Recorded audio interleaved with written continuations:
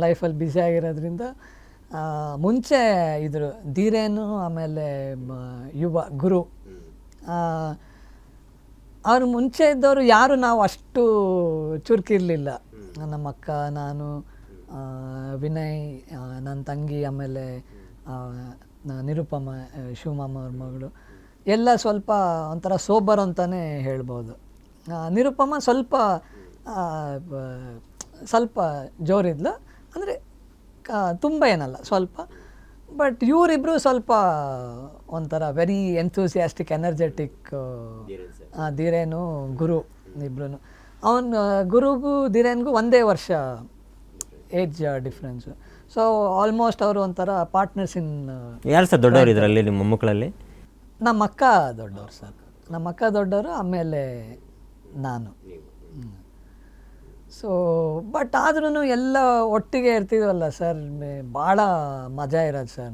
And ಸಂಡೇಸ್ಗೆ ಒಂದೊಂದು Sunday ಎಲ್ರಿಗೂ ರಜೆ ಇರೋದಲ್ಲ, ಗಾರ್ಡನಲ್ಲಿ ಕೂತ್ಕೊಂಡು ತಾತನ ಜೊತೆ ಬ್ರೇಕ್ಫಾಸ್ಟ್ ಮಾಡ್ತಿದ್ವಿ ಬೆಳಗ್ಗೆ. ಊಟ ಆಫ್ಕೋರ್ಸ್ ಮಧ್ಯಾಹ್ನ ಎಲ್ಲರೂ ಮಧ್ಯಾಹ್ನ ಒಟ್ಟಿಗೆ ಊಟ ಮಾಡೋದು. ಅಲ್ಲಿ ದೊಡ್ಡ ಲಾನ್ ಇತ್ತು ತಾತನ ಮನೇಲಿ. ಅಲ್ಲಿ ಏನಾದರೂ ಕ್ರಿಕೆಟ್ ಆಡೋದು, ಇಲ್ಲ ಓಡೋದು ಮಾಡೋದು, ಸ್ಪೋರ್ಟು ಏನಾದರೂ ಒಂದು ಮಾಡ್ತಾನೆ ಇರ್ತಿದ್ವಿ. ಬೈಸ್ಕೊಳ್ಳೋದು, ಕ್ರಿಕೆಟ್ಲ್ಲಿ ಆಡ್ಬೇಕಾದ್ರೆ ಗಿಡ ಹಾಳಾದರೆ ಅಜ್ಜಿ ಕೈಲಿ ಬೈಸ್ಕೊಳ್ಳೋದು, ಗಿಡ ಹಾಳು ಮಾಡ್ತೀರ ನೀವು, ಆಡಬೇಡಿ ಅಲ್ಲಿ ಅಂತ.